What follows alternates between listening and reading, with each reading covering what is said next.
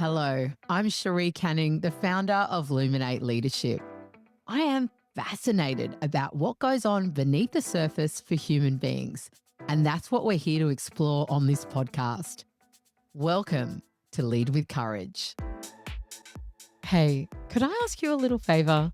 If you're enjoying the Lead with Courage podcast, could you please go and hit subscribe now?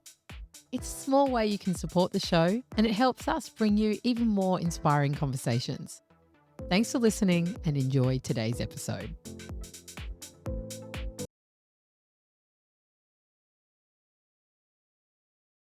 Erika Kramer, it is an absolute delight to welcome you to the Lead with Courage podcast. I am so happy to be here, Cherie. Look at us go. This is so exciting. I am thrilled, and we're going to have a beautiful conversation today. Our audience knows you are our headline speaker for Ignite coming up this year, which I can't wait for. And we'll speak more about that. We're going to learn a little bit more about you, the work that you do, the wisdom you can share with our audience. Before we jump into all that goodness, though, Erika, we always ask one question on our podcast to every guest, and that is, what does lead with courage mean to you? Oh, lead with courage means to me that you are scared, unsure, nervous, no guarantees, and you trust yourself first. You trust that you can lead the way and that being scared and unsure is part of the process and that courage comes as you move. And I think we all do this. And some of us think we're not good at it, or we tell ourselves stories that we can't, but we do it every single day. And so to lead with courage is to be scared and walk anyway, to be unsure and move, to not know and take the first step. And as you move, courage, confidence, all of that gets created. Yes. And this is the work you do every day, right? Whether we call it confidence, whether we talk about having the courage for the confidence. One of the things that I think is phenomenal when I've read your books and listened to your work and meeting you, your story, whilst it's the past and it's not always, we are not who we were in the past. It's about moving forward. But your story, for those who might not know, from foster care, the US Army, early widowhood, some really big moments in life. And it's your coaching empire, the Queen's Table, and the work that you do has touched thousands and thousands of women, hundreds of thousands of women through your speaking, and men. It's not just resilience, though, right? It's transformation. And when we talk about moving forward, this is a big question, but how did you go from surviving actually now to leading others through those transformations? Yeah, it's such a big question, but I do think you can't not ask it. You know, you have this life sometimes and those of you coming to the event will see, hopefully, because I do love to play visuals. I love interaction. I love speaking and events to be an experience, like a field trip, an emotional field trip, you know? And so I talk a lot about it. And I think for me, playing the video is really easy because it's almost, Cherie, like impossible to think that a person could go through so many different crazy, traumatic, unbelievable things. And then I live a very beautiful life now, and I have an amazing husband and beautiful kids. And I feel like a confident, optimistic person. And so I even go, how the hell did you end up here? How? It feels so disconnected when I look back at her, but I've done a lot of internal excruciating work and continue to do. I'm not healed or, overcome my work. I'm always working on myself. And so I think for me, I tried to escape, and I think a lot of us try to escape discomfort. We try to escape, jobs we don't like. We try to escape the boss who's difficult.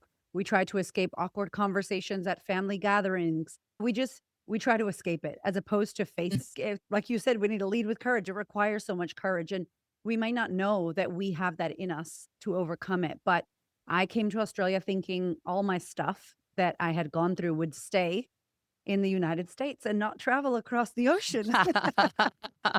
How did that go for you, Erika? I know. I'm like, I didn't pack any of this stuff in my suitcase. Didn't declare in the items that are dangerous. Like, I've got a shitload of those behind me.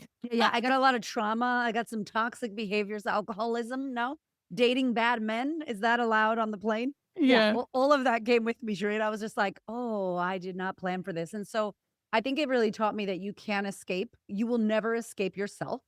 We Mhm. all saw that in COVID. It was excruciating because we had to be with ourselves and our families. You will never run away from, the stuff.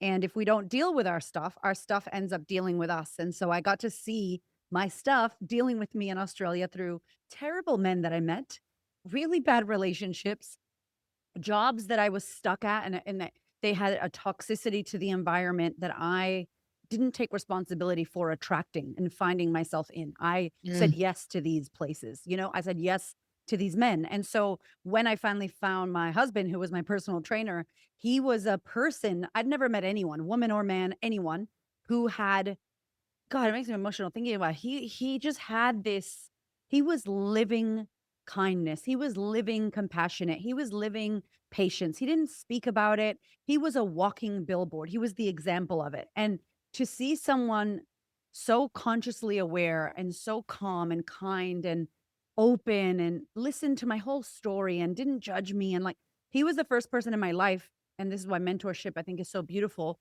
He was the first person who could see who I truly could be and who I was under all mm, the pain, and I didn't believe that about myself. To have someone else see who you really are and mm, call that out to you like, "Hey, you're amazing. Do you understand how powerful and strong you are? Like, wow, that's incredible." I'm like, "Oh, I was looking for words like you're damaged, you're broken, you're messed up. What a hot mess. That's embarrassing." I was looking for that, and I didn't find that with him. And so he was the one that kind of led me to the curiosity of internal work of, radical responsibility. Wait, what? Like being a victim is no longer going to work for me into adulthood? What do you mean? And yeah. so he really opened Pandora's box for me and allowed me to explore my past. And my first coach just took me to my husband's death, which was my biggest kind of thing when my husband died. It was my biggest. To this day, it's the biggest, most horrible thing I've ever had to move through. And I've moved through a lot of bad things, and that still is the top one. And so I think that's what I was running away from. I was really running away from that one. And so Mm, to go straight there in my therapy work, as I never knew what inner work or therapy or working on yourself, I didn't know any of this language. I was like, what are you talking about? Journaling? What is that? And it was really through that happened. And I was like, whoa, oh gosh. And then I became like, maybe like you, and maybe like a lot of us listening to this podcast, personal development junkies, we get into it. And so yeah. that kind of unraveled everything, and it got me 8 years later, 150K in debt, credit cards upon credit cards, which I do not regret. Highly recommend.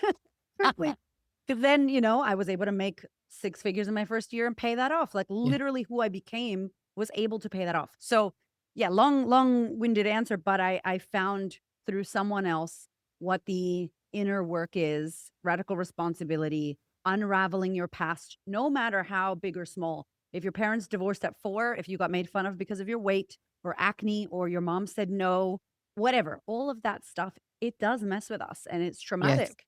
So, yeah, that was kind of the rope that I started to pull. That's incredible. How many years have you been on that inner work journey now? I would say since 2012. So when I first met Hamish, 2012, and that was the year we joined a cult. We didn't know it was a cult, so don't judge me, but it was a cult, and Legitimately? yeah, it You was a joined a we cult? didn't know it was a cult. It was like a Tony Robbins guy who stole everything from Tony. I didn't even know who Tony Robbins was when I came to Australia, even though I was American. We didn't know Tony or Oprah really. Okay, And really? yeah, he just copied everything Tony Robbins did. He started sleeping with the women. He started becoming like godlike. He was good. He started good like they all do. And then he got a bit ego and money and power and drinking, and women started like disappearing, and then people divorced for, 40-year marriages broke up and money got stolen, and I was the last man standing, and I'm like, "Oh my god. Okay, I need to get out of here." So taught me everything I know and what Yeah. not to do. But yeah, we 2012 is when since I started the work and have kept going. Of course, it doesn't end. But No. yeah, I think people think they need to have some horrible traumatic thing, and the reality is it's preventative. Getting to know yourself, getting to question why you don't think you're good enough, or why you're scared, or why you continue to do the same patterns. Getting curious about getting to know the person in the mirror. Like, why Yeah. do I do that? What is this about? And just curiosity and asking questions and getting to know thyself, which many of us don't know ourselves. This is why marketers can sell us things at 11 p.m. and we buy crap we don't need because they know us better than we do, you know? Yeah. Isn't this the truth? And that's where I feel like whether it is coaching communities, there's so many ways that we can absorb Yeah. knowledge, but it's the blind spots. I think that's where the coaches and the communities that you're part of, because when we've unpicked something, you go, okay, I've learned Yeah. this about myself. Then we go work on it, but it's someone else that can bring that awareness and reflect Yes. it back. Your first book, so you've written 2 books now. Yeah. I've got that right. You haven't written Yep. more than the Well, it's 2, but there's another one third one on cooking, its girl. way. Yes, of course there is. Brilliant. Your first book is called Confidence Feels Like Shit.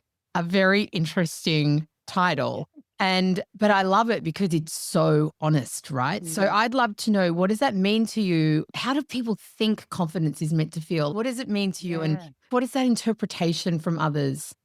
Yeah, it's so funny. I was in the shower where, all the ideas come from, ladies, Absolutely. the shower wisdom, and it's such a thing. I was having a shower and I was washing my hair and I was like, "Oh, confidence," thinking about confidence and having a conversation with myself. And then I was like, "Oh, confidence feels like shit. Confidence sucks." Like people don't understand because people kept coming out like, "Oh, you're so confident. You're so confident." Because I decided to call my business the Queen of Confidence. Before that, I was called the Queen of Curves because I was a stylist and I would help curvy women find clothing. Yeah. And I someone said to me, "I'm not curvy. Can I still come to your styling event?" And I was like, "Oh my God, this business was not meant to leave women out." And so I was like, "Okay, we'll change the word curves to what do women want? Confidence, another shower wisdom." So it was a simple shift. But then I became like, "You're the queen of confidence. You know so much about confidence. You must be so confident." And I was thinking about it and I'm going, "Oh my God, if they only knew, if people only knew what you felt like right before you got out on stage, if people only knew what it felt like right before you pushed live on Instagram lives, the nervous Yeah. poos, I call them spiritual Yeah. poos, right? Like fear that you feel like the heart racing, your hands are sweaty. Maybe you had a panic attack before. I don't know. Like there's so much we don't get to see when a air Yeah. quotes confident person walks out. And so I was like, oh, it is horrific. And I want to talk about it. And so I started kind of musing. I think my first discussion on it was a keynote, my first keynote that I did for women in business for the local council. And it was called The Practice of Confidence, like the art of practicing confidence. And confidence is a practice, like yoga, like meditation, like you don't arrive, it's a constant practice. And Yes. so the full book says confidence feels like shit, the truth about confidence and what it really takes to create it. And I never heard anyone talking about what it takes to create it. I always heard confidence and competence. And I was like, "Oh, that's a bit basic.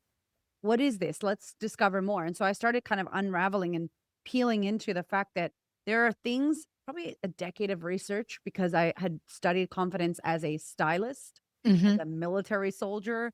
I was at hair school and then, I was a hairdresser, I was a fashion stylist, and now I do the work I do now. But I feel like me and confidence have really built a friendship here. And so I was like, what do the most confident people do? And so we got like a bit of pattern recognition. And that's when we created the 5 C's of confidence. And I imagined it being like this jungle of shit that you have to walk through, and there's monkeys that scratch you and throw poo at your face, and you fall over and you cut yourself, and, it's the worst jungle, and then you finally make it out to the stage, and you are bruised up, but no one can see, and you just come out and you're like, "Hey, everyone, I'm so amazing." You leave and people are clapping, and they're like, "Wow," and, like, you have no idea what I just went through, like, the shit that I just went through to get up here and do this air quotes confident thing. And so I wanted to tell women that there's a truth to it. If you feel like you're doubting yourself and you don't know what the hell you're doing, high five. You're on the right track. If you Yes. if you fell over and air quotes failed and messed up and you're down on the ground, cool. Welcome. Get up, go again. What do you mean go again? Yeah, go again. Do it again. You'll fall less hard, but it's still going to hurt. And so continuously messing up and getting back up, and I would say like fuck it up, get back up. And it's like don't stress that you're getting it wrong. That's what confidence building is. You're wrong. It feels bad. You don't know what you're doing. High five. You're on the right track. As opposed Yes. to once you're confident, oh, the things you want will come. It's like, that's not true. And so I wanted to tell the truth. Yes. Speaking of truth telling, the question that just popped in my head is, what's the last thing that you feel like you failed personally? I've never, and I know they made it cool. I know they said fail forward and fail fast and all that, but I love words. And so I am super mindful. The word failure makes me feel like I failed, so I'm a failure. And if Mhm. I believe I'm a failure, I never failures don't go up again. Failures don't Yes. try. So I feel like I went the wrong way. I feel like I messed up. And every time, Cherie, that I've went the air quotes wrong way, it's Mhm. led me to the right way. Like Yeah. every time. So Every I time. actually, yeah, right. Like, and all of us, I think all of us can backtrack the air quotes mistake, the wrong way, the wrong person, the wrong job, the wrong relationship. Yeah. To literally, I came to Australia for a bad man and then another bad man. And then I met my husband.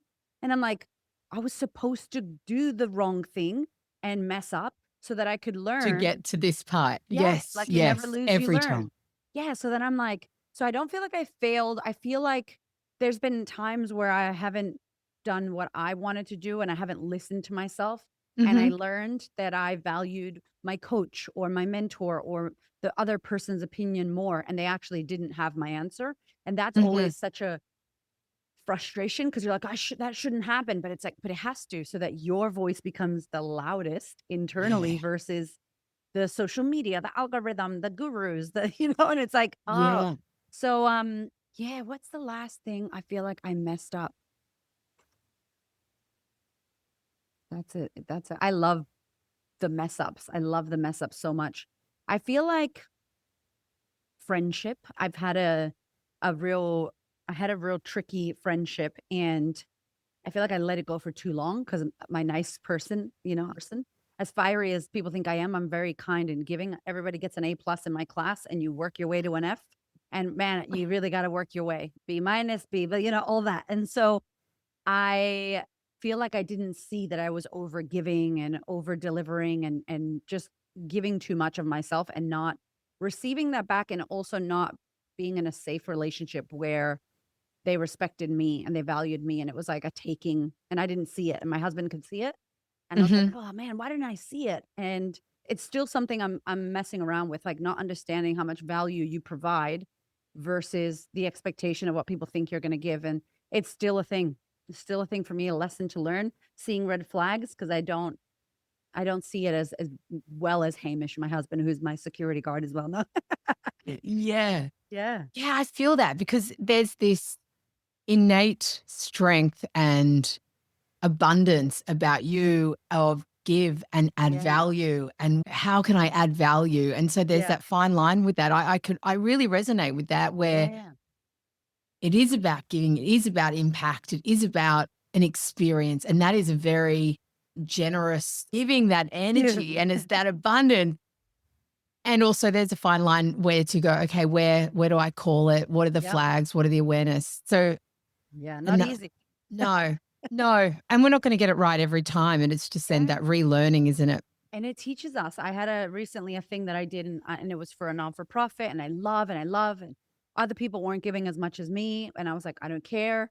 But then I realized that I was getting gypped on the back end, and other people weren't, and they weren't giving anything at all, nowhere near.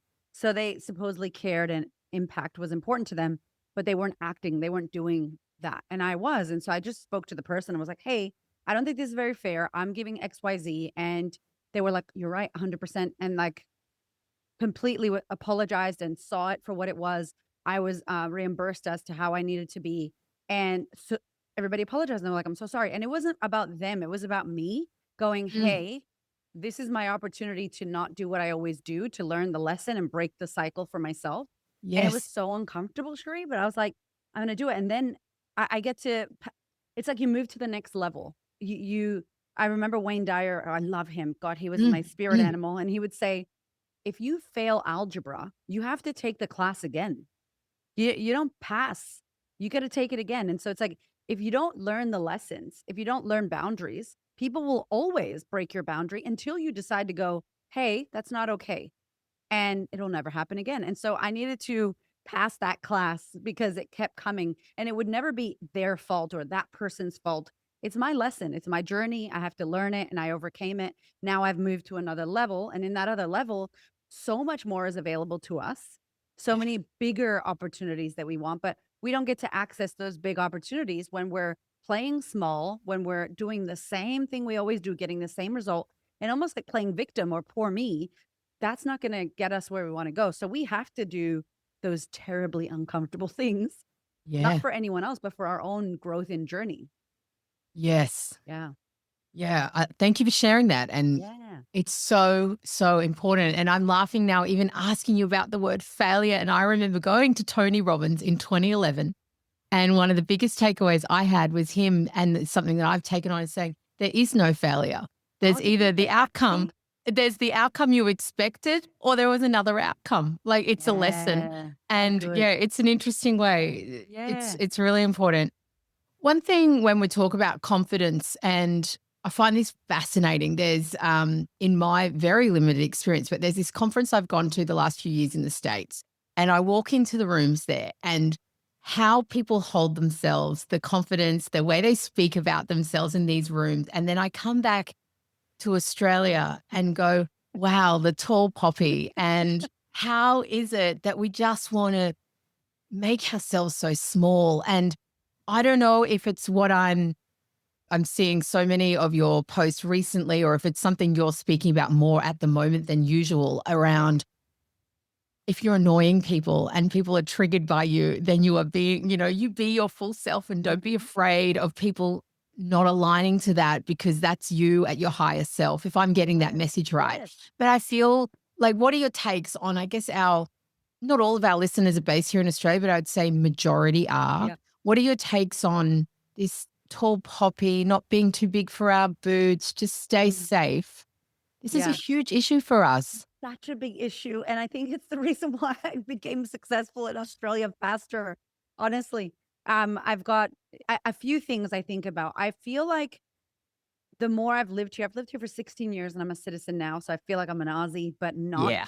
But I'm like, I'm allowed to say these things because 'cause I'm here, right? But I never realized what the country has gone through, and now with all the gasoline stuff and the petroleum stuff and the reserves and how we're so not self-sustained because we give so much out, and, who are we if we were a family? If countries were family, what kind Mm, of who would we be? Like the little cousin who's trying to hang out with the UK and people please the US and not mess anyone up. And, we're not really that outspoken as a country. We're not really that firm. We're not snazzy. We're not salesy. We're not, slick Rick. That's cool. But who are we as a people and as a country? And then when I look at it through the lens of the meaning making of tall poppy, we as a country here in Australia, like that's a thing we have. We get mm, to, it's like a friend that's like, oh, I'm such a victim and poor me, and everyone takes advantage of me. And what's the benefit of that story? Oh, there's no benefit. No, no, there's a benefit. You get to be, oh, I'm the one that's always giving and poor me. And you get to have this story. So we get to have tall poppy syndrome. We're so cool. Nobody else has it, just us in Australia. And no matter how many TED Talks we watch, no matter how many videos and books and stories and healing we do, somehow it's still there. And so I feel like we have to pretend that we were born somewhere else. Imagine if you were adopted and you were actually from South Africa and you ended up living in Australia your whole life and you went, "Oh my god, that's actually not a part of my history. It's not a part of my life. It's not something I need to hold on to." Like, what if it wasn't a thing that held you anymore? And so pretend you're American, everybody listening. And let's like, I always joke on stage and say, like, nobody in America can catch tall poppy. Like, my people cannot get your virus because we'll die. And what I mean by that is we literally cannot afford to doubt ourselves. The fact that we can sit here and doubt in Australia, it's a privilege. Why? Because we have no competition. There's 26 million people, a massive country, not much competition or innovation. We have Uber. We don't have Lyft. We have Uber and we hate Uber. I hate Uber. But what do? We just deal with it, right? You get what you get. You don't get upset. I'm like, I'm upset. Can someone else create something else? Oh, the market's not big enough. It's a perfect opportunity. America is about innovation, about trying, about falling down, getting back up, not giving a shit what anybody thinks because you have to feed your family. You have to make money. And there's so much competition. There's so many people that are A plus players that you have to get on your game. But if we mm, don't have people trying hard, doing big, audacious things here, we don't have to. And so I do feel sometimes like when I speak, I'm like, we don't have competition. Don't even say that. How can we tap into that American spirit, not the hustle, because we don't have the right balance over there either. America's got a lot of mhm, trouble. But I do think that in business, this is why I started the Queen's Table. We want women to win. Like I will see someone and be like, oh my God, how can I introduce you? What are you doing? Who do I connect you with? And my friends go back to America and they're like, why is everybody like that? Is that real? Or are they just, I'm like, no, no, we really have an abundance of, you should meet so and so, come to this thing, very open like that. And I think Yeah. we have to stand out. We don't get the right or privilege to shrink, because if you shrink, that means you make no money. That means you die. So like literally tall poppy would equal death for many American businesses, because they would have to get a job and there's not many jobs. Like even at gas stations at 1 a.m., that shift work is not, it's not taken. Here, people are like, there's no jobs. I'm like, you could work at the gas station. I would never do that. I'm like, yeah, but you could. Over there, you got to line up. There's not really much opportunity because there's so many people. So, yeah, it's very interesting. I think self doubt is a privilege. And I think whenever we have that comfort, we tend to, all of us, everybody, tend to come back inward. And I'm like, pretend there was no safety net. Pretend that this impact you came here to make was it. How would you show up? What do you Yeah. admire from other places, and can we stand out here? I think that we know too much about tall poppy now to allow that to be the reason. Yes. It's comfort, and that's a killer when you're trying to grow. Yes. And I feel like I just want to say, just stop it. Just Yeah. stop it already. Yeah.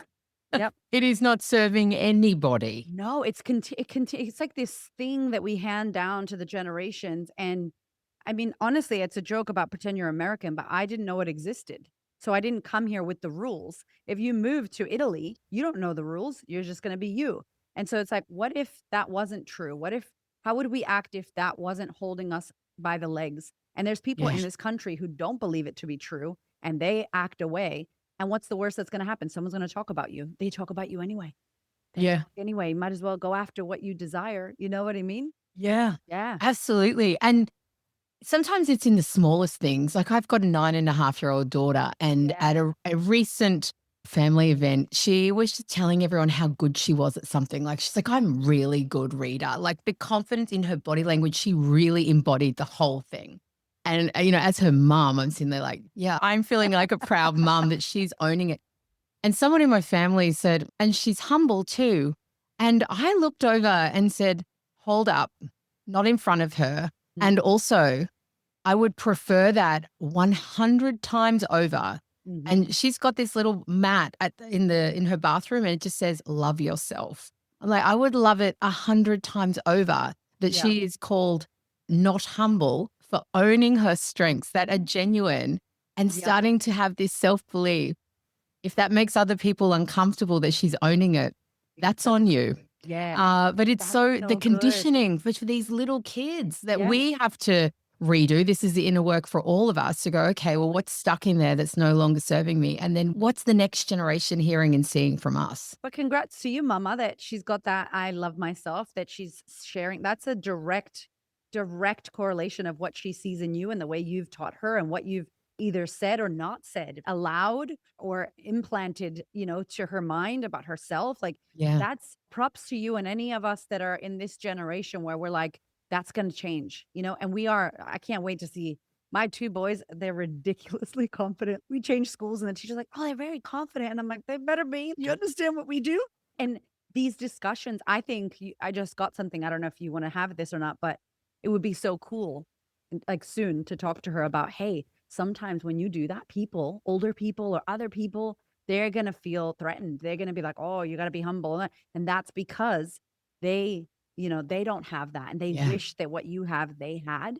And so they're Yes. just a little bit almost jealous, and they're going to project. Like I tell my kids all the therapy talk. I'm like, this is what this is. And they're like, whoa, like even bullies at school, they're in pain. They're not getting loved by their families and they're lashing out because they're mistreated. Doesn't mean they can treat you badly, but just be a Yes. little bit more compassionate, because for that kid to be that angry, there's pain at home. There's pain in their Yes. family. And they're like, okay, mommy. So like, oh my God, like, oh my gosh, if she could learn that other people are gonna That's try to it. dim your light, don't let them, like, oh my gosh, how exciting. Would it be wrong to look at setting my daughter up with one of your children? I know. Hey, let's do it, girl. I've Look, got a that's 9-year-old, I've got an 11-year-old. mhm, okay, right. I'm pretty We will sure that plan there's this. some illegal things here. It's We really will not the plan right this. thing, but, Well, we're that Sri Lankan, I'm sure, like, India does it. I don't know if Sri Lanka does it, but maybe we're close. So Yeah, yeah. I'm mindful we started talking about cults that you're in, so yes, maybe I'll just pause, but it's true, isn't it? Like, we've got to know our own stuff to realize totally. what are we projecting, and Yeah. it's so important. Your second book, I loved. I read it over a Christmas break and just, like, sat there Oh, just thank you. taking it in, Becoming Magnetic. When we are talking about this, when we're talking around, Tall Poppy, and that it's not about then just saying, "Oh, well, I just won't feel like that." It's that inner Yeah. belief, right? And what are you putting out to the world that's drawing people to you? Can I ask you, well, what does magnetism mean to you? But what does Yeah. magnetism and becoming magnetic mean? Yeah. Well, I wanted the book to not be spiritual, airy fairy crystals in your bra, law of attraction. Is that Although, okay though? Yeah. yeah, I'm like, although that Just take works it as out. well. Like, I love that. I know. I'm like, I said that on Channel 9 or some one of the news, and the lady was like, "Oh, I gotta get the crystals out of my bra." I'm like, "Yeah." But we hit this, and my husband and I are very spiritual. We don't talk about it publicly because I don't think I need to. But we are like, he's an initiated shamanic practitioner. Like, you don't get more spiritual than my husband and what he does. However, there has to be practicality to things. And so Yeah. I think whenever I would look at magnetism and attraction and magnetic and manifesting, it was all a bunch of bullshit or soft stuff that was vague as hell. And so I originally wasn't going to write that book. The book was called Show Up, Stand Up, Speak Up, Your Guide to Building Confidence and Something Imposter Syndrome. It was a different book. And Mm. when I started talking about the chapters of the book, my publisher was like, Becoming Magnetic. Oh, I want to know about that. I think women would love that. What if we did it? And then I was like, no. And then I was like, yes. Okay. So we went down the rabbit hole and the whole book changed. One chapter became the whole freaking book, right? And it's funny Wow. because what the book was about is now in the chapters. Weird. It was like we flipped it. And so magnetism to me is we all have this vibe, this energy, this mood about us. And we're either attracting what we desire in our world or we're repelling what we desire. Either way, we're always, everybody has it. It's not because you read the book. You are magnetic. The question is, am I bringing in what I want or am I attracting what I don't want or am I repelling what I want? And so I believe that it is the energy bubble around every human that you encounter. It's the way that someone looks at you, it's the way that they smile, it's their vibes attract their tribes, as they say, like it's that energy that we have. And so we could walk around in the world bumping into other energy bubbles and giving nothing but good vibes back, and that's it. Or we could shut off our energy and be what's the word called? Like unplugged and deflect eye contact, deflect human connection, deflect anything. And it's not in our nature. As humans, we want to energize and connect with other people. We want to Mm. hit shoulders and say, good morning, and then keep going. A good morning is nothing. I'm not selling you anything, but it makes me feel good. You're smiling at me. Oh, thanks for some of your nice energy. Here's some of my nice energy. And so that's what I think becoming magnetic is. It's about the vibe that you carry, the energy that you are. When you walk into a room, how do I know? Can I feel it? What does it feel like when I hang out with you? What does it feel like when I see you walking across the road? And when we're at airports, we see these people. They're not necessarily attractive, but there's something that makes you stop and look at them. It draws you to them. What is that? What is that thing that people have? And so that's really what the book is about. And it's about stepping into your magnetism and doing it intentionally. And the book has like, again, 5. I don't know why, but there's 5 again. The first book had 5. This has 5, no correlation on purpose. But there were 5 kind of phases of becoming magnetic. And I wanted it to be tangible and practical. And I think the biggest thing about the book is everyone wants to have an amazing aura or an amazing energy or attract everything effortlessly. We all want that. But the Mm. people that have that, step 5 in the book, is because they did steps 1, 2, 3, and 4. So they've done Yeah. their inner work. So their outer world is attracting and effortless and blah, blah, blah. And you feel these women, you're like, wow, they're amazing. Just know that she's done a lot of work to get there. It is not by mistake. It is hard yards. It is internal knowing of self. There's a lot of back end, again, with confidence that you don't see. You just get them and you're like, wow, they're amazing. You have no idea what they had to go through. And it's quite a lot of work. And then when people start reading, they're like, oh shit, that's what I got to do to become magnetic. I don't know if I want to do that. And it's like, well, then you're going to fake manifest. You're going to tell yourself bullshit affirmations that the universe has my back. but you don't believe it. Therefore, your energy doesn't portray it. Therefore, you can't attract what you don't see and believe already about yourself. And then we Yeah. can go to law of attraction and science and actually see how real that is. And so, Yeah. yeah, it's a really I loved that book so much. It was I felt like I grew up when I wrote that book compared to Confidence Feels Like Shit 2020, like unrefined, no publisher Erica versus like Penguin publisher Erica. Still me, but I felt older. I felt older and had a little bit more wisdom, I think, in that book, which was good. Yeah. And then it's what a beautiful reflection for yourself to go, I'm still doing the work. If you can Yes. see that progress in yourself. Oh, so much. I'm like, why did I not have anyone like edit my first? I mean, I did have an editor, but she let me say stuff that I was like, oh, maybe. But what a beautiful thing. It's also a fear. People hate writing books because that's you frozen in time forever. Yeah. And you're like, wait, I have more to add. And it's like, no, no, no, you can't add. It's published, it's gone. There's so much I would add to becoming magnetic. I did a podcast that this week actually about how you can't, again, shower wisdom, you can't manifest when you feel like shit. You can't attract what you want when you feel crappy, when you're spiraling down. And Mm. I'm like, why didn't we put that in the book? Like version 2. So it never ends, you know? Well, now I'm excited for what book 3. Is this all No. under wraps at this stage? When are we Well, expecting a third no, book? well, I'm kind of like musing on the book versus like doing what I normally would do, which is like pressure and timeline. And I want it out yesterday and the almost the scarcity of time. Yes. And I think a lot of us have a scarcity of time. And it's like, no, calm down. We've got time. Let it bubble, let it marinate. The first half of this year, Cherie, was been most excruciating. I've hated this year because I have done the opposite of what I know myself to be. I'm an expander. I'm next leveling. I'm exploding. And this year, my word of the year was structure. And I'm like, it's not a verb. It's not exciting. There's no energy to structure. And I'm like, ugh.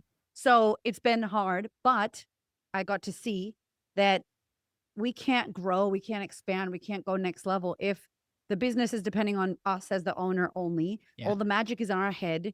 The sales are us. The visionary is us. Everything is us. And then you almost drag your vision and your team along versus stopping. I had brain surgery. My whole team opened my brain and got in there and it hurt a lot. And I was like, I want to get out of here. And then just pulled everything out. How does Erika do what she does? Why the hell does she do this? Oh, that's a mess. Don't do that.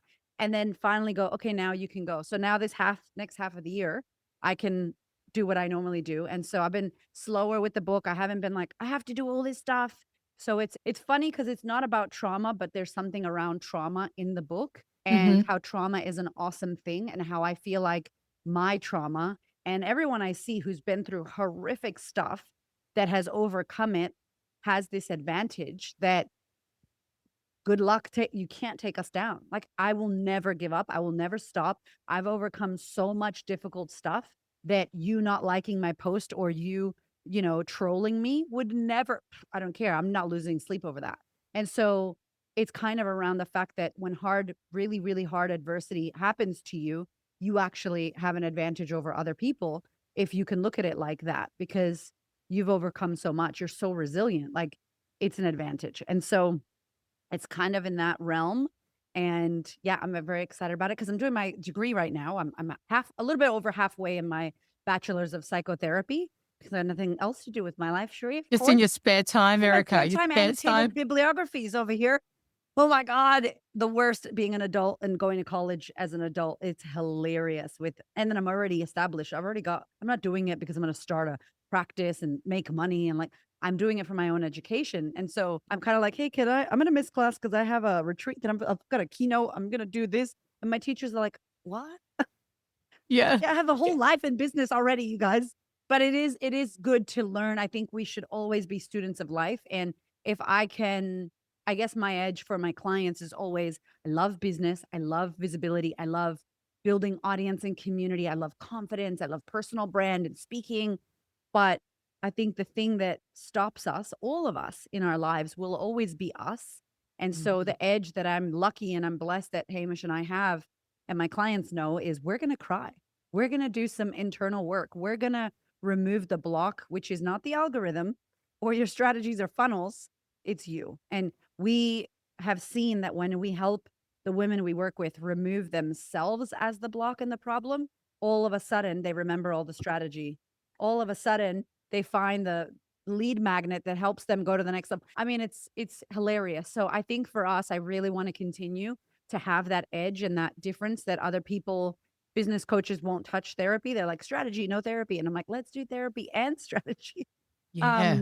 And I like it. I think it's a really, mindset coaching has always been a part of what I do. And I think it's the thing. Business is personal and we get out of our own way, everything moves from there. So true. So Uh, true. Which it brings me to think about our audience at Ignite. So, whilst they Yes. may only get 60 minutes with you, and as we've already said, it's not a keynote, it's not a speech, it's an experience. It's not about just information that you might take some notes and then maybe not ever refer to that again. And Yeah, also no. that's not why we run the event either, Yes. right? And I Yep. think that's where the alignment for us is. This is about an experience, a community, something that will move you. Mm. What can the attendees at Ignite expect from you? What do you want them to experience on that day? What would they leave walking away feeling?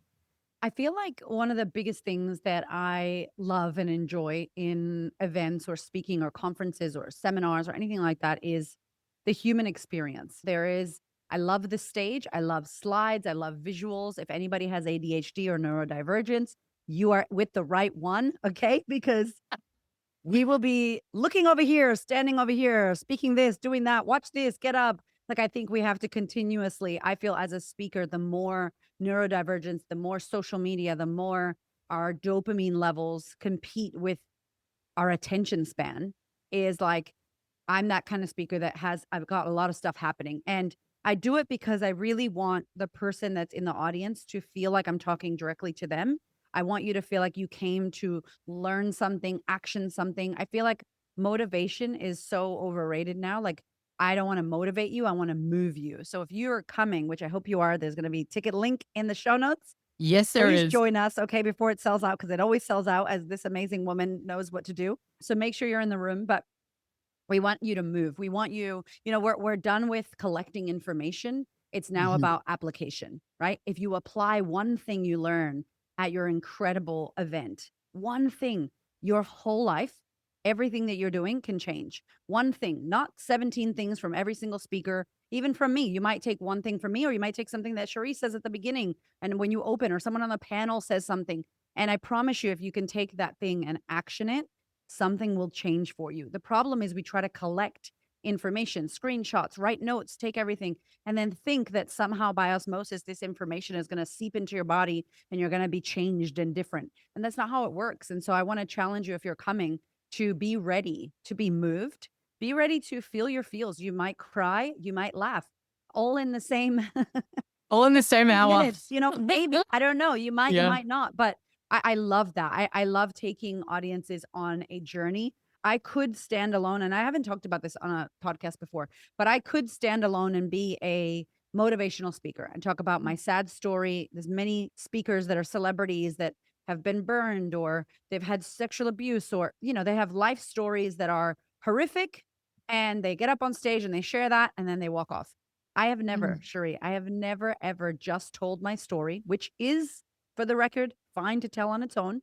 I've never done that. I've told a story to prove a point of this is why I get to talk to you about confidence. This is why I get to talk to you about showing up and taking up space and overcoming your inner critic and your biggest block of confidence, which is you. This is why. Now let's move on. I might take 5, 6 minutes on the story. That's it. Because I don't want it to just be about my story. Because the reality is, even I don't resonate with my story anymore. I don't have Mhm. that life. And if you're in the audience and going, well, I've never climbed Mount Kilimanjaro 4 times, me neither. What the hell does this have to do with anything? And I think it's the biggest issue that speakers have is the lack of relatability. We have got to Yeah. stop thinking that our lives and our stories are so cool and they're going to impact people the same way they impacted us. They absolutely won't. So, what we need to do and what I aim to do is give the audience member, the one person sitting there, something for them that they go, ooh, that's it. That's what I need to do. That's what I need to take away. And so it's a balance of challenging, confronting, nurturing, supporting, and then giving practicality towards the end of like, here's what you can do with this now. And there hasn't been a time where someone hasn't come up and said, oh my God, I got this I'm ready to do this now. Thank you for that. Cause I'm going to go call someone or do this or take this action. And that's what I really aim to do is make sure that you leave with application that you can take action on something, not just be motivated. Because honestly, there's so much information. There's too much for us to take in. And I know that when you do your events, you are so intentional about making sure each session gives people something. So Yeah.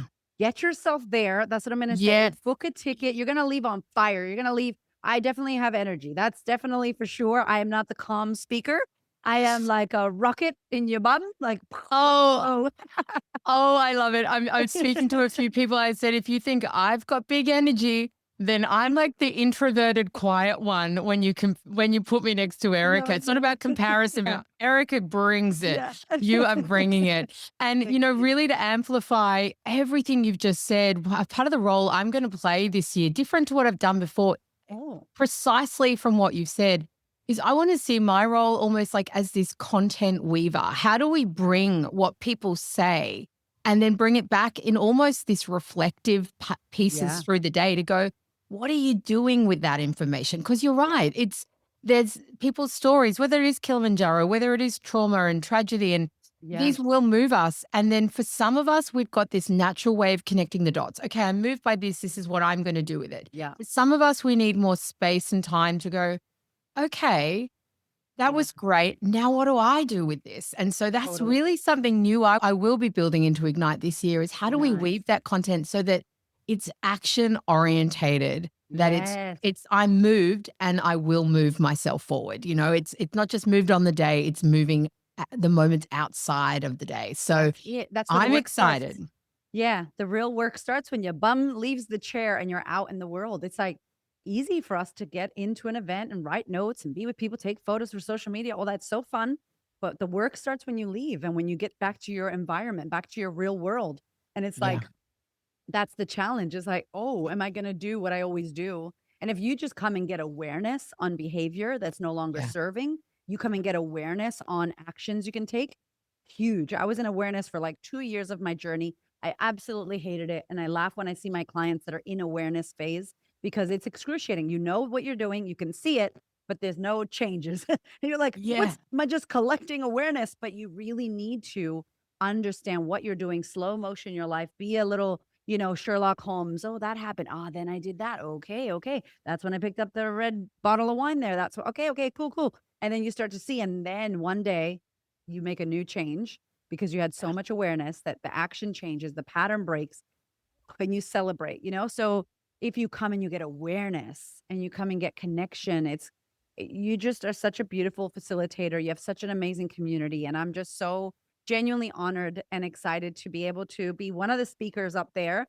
Just Oh, yeah. we're gonna have fun as well. Can I just say we're gonna have a blast and It's going to be a yeah, day. yeah. Yeah. And Ignite, Erica, ignite. yes, Ignite. I am counting down the days to 13 November to see you here in Brisbane at Ignite. And thank you for everything. Thank you, Erica, so Thank much for you. everything today. You are an absolute gem. Appreciate you. Keep being magnetic and Thank you leading with so much. courage as you do every day. Thank you for your Yay. time. Thank you, gorgeous. See you soon. See you soon. Thank you for joining us on today's episode. We appreciate you being here. Until next time, go and lead with courage.